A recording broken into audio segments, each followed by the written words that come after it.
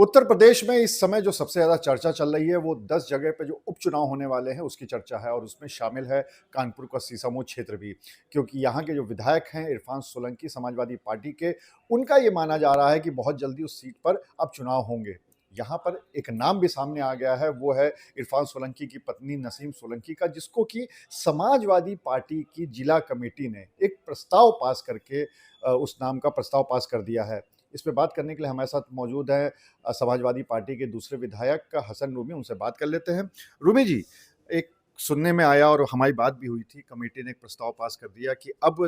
इरफान सोलंकी की सीट पर नसीम सोलंकी, जो उनकी पत्नी हैं, उनको चुनाव लड़ाया जाए, ऐसा कमेटी का कहना है। आप लोग सहमत हैं इससे? देखिए, हमारी सहमति और नासहमति का कोई प्रश्न इसलिए नहीं उठता कि ये सब टिकट देना और चुनाव लड़ाना ये पार्टी के शीर्ष नेतृत्व का काम है। रहा सवाल जिला कमेटी का, कोई इस तरह का ना तो कोई हमारे पास ऑफ़र आया, ना मुझे मालूम है कि उन्होंने प्रस्ताव पास किया नहीं किया। इसके अलावा हम नहीं मानते कि अभी विधायक इरफान सोलंकी की सदस्यता गई है, क्योंकि अभी हमारे पास प्रिविलेज है हाई कोर्ट और सुप्रीम कोर्ट जाने का। हमें पूरी उम्मीद है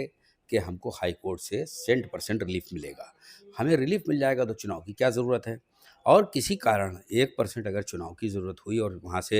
सचिवालय से चुनाव, विधानसभा सचिवालय से चुनाव अगर रद्द कर दिया गया, इनकी सदस्यता रद्द कर दी गई और चुनाव की बात शुरू हुई, तो ये पार्टी तय करेगी कि उसको, पार्टी ने अगर मांगा होगा जिला संगठन से कि ना प्रस्ताव करके भेजो, हो सकता है उनसे मांगा हो, और अगर उनसे मांगा होगा तो उन्होंने भेजा होगा, और उसमें भेजने में हमें तो नहीं मालूम कि हमको उन्होंने बुलाया या नहीं बुलाया, मुझे नहीं मालूम। मुझे लगता है कि इससे पहले वो उस संगठन के, नगर संगठन के लोग अपना ही नाम चला रहे थे। अपना नाम चलाने में जब उनको ट्रोल हुए वो, तो हो सकता है कि उनको लगा कि कहीं न कहीं कुछ क्या बैकफ़ायर हो गया मुझसे। तो हो सकता है कि उसको, डैमेज को कंट्रोल करने के लिए उन्होंने ये टैक्टिस अपनाई हो। तो कभी-कभी जनता की आवाज़ के हिसाब से भी नेता अपने आप को मोल्ड कर लेता है, तो हो सकता है उन्होंने इसलिए किया हो। लेकिन मेरी जानकारी में ऐसा कोई ये निर्णय लेने का ना मेरा अधिकार है,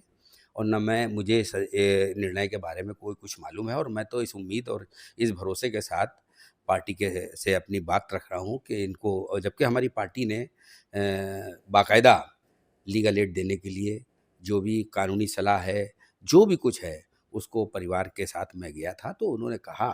कि मैं जो भी हाई कोर्ट से सुप्रीम कोर्ट तक के जो भी कानूनी सलाह होगी, कानूनी ज़रूरत होगी, उसको मैं करूँगा। और हमारा हमारा शीर्ष नेतृत्व बाकायदा पूरे तौर पर इरफान सोलंकी के परिवार के साथ उनकी कानूनी सहायता करने के लिए तत्पर है,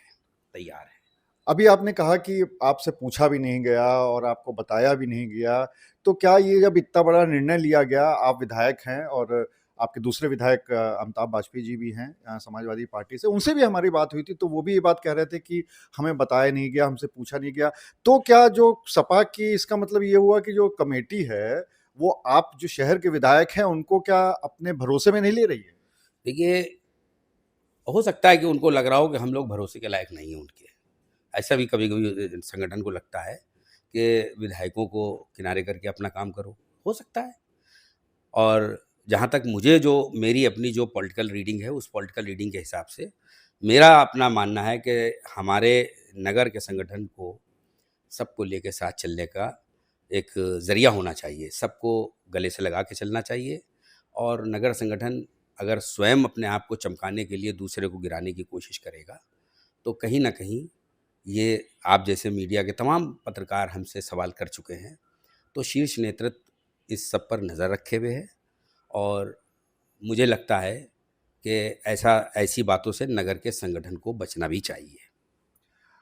शहर में एक बात की बहुत चर्चा है कि जो आपकी कमेटी है समाजवादी पार्टी की, जो पदाधिकारी हैं और उनके बीच में, और आप जो विधायक लोग हैं उनके बीच में सब कुछ सही नहीं चल रहा है। कहीं न कहीं खींचतान चल रही है, पार्टी की जो कमेटी है उसके अंदर भी खींचतान चल रही है पदाधिकारियों में। तो इस बात की बहुत चर्चा है, जिसका नुकसान उपचुनाव में और 2027 में भी हो सकता है।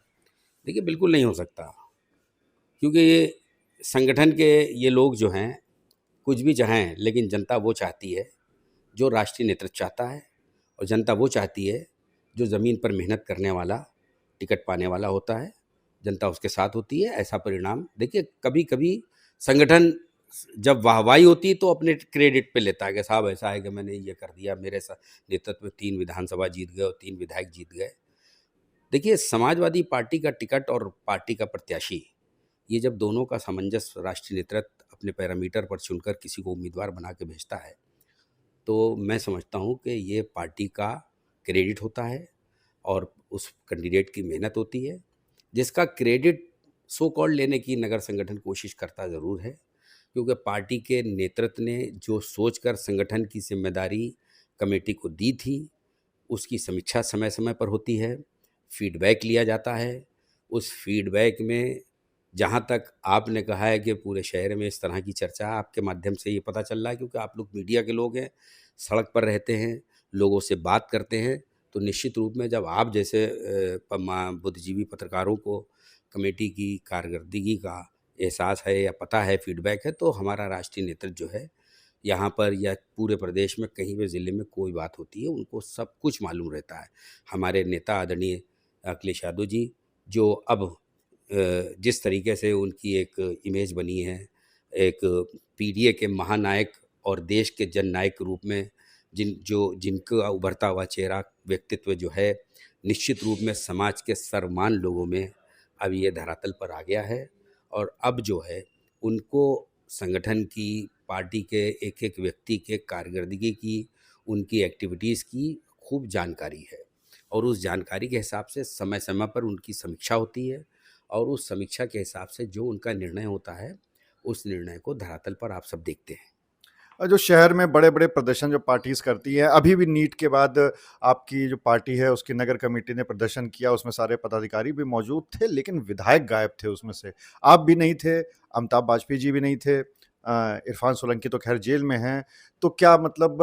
उस प्रदर्शन के लिए भी एकजुटता नहीं है, या विधायक लोग एक साथ नहीं हैं, या बुलाया ही नहीं गया है आप लोगों को उन सब चीज़ों के लिए? देखिए, हम लोगों को किसी चीज़ के लिए कभी कुछ बुलाया नहीं जाता। हमारे पास जो प्रपत्र आता है प्रदेश कार्यालय से, हम लोग बिना बुलाए पार्टी के किसी भी कार्यक्रम में चले जाते हैं, क्योंकि परिपत्र जो होता है वो पार्टी का कार्यक्रम होता है और पार्टी का कार्यक्रम है तो हमें उसमें किसी के बुलावे की ज़रूरत नहीं, किसी का कोई निजी कार्यक्रम भी नहीं है। पार्टी का कोई कार्यक्रम होता है तो निश्चित रूप में हम लोग जाते हैं और अगर हम लोग कभी किसी वजह से कहीं किसी काम में फँस गए, शहर के बाहर हुए, तो वो बात एक अलग है, वो ऐसा कभी-कभार होता है। अन्यथा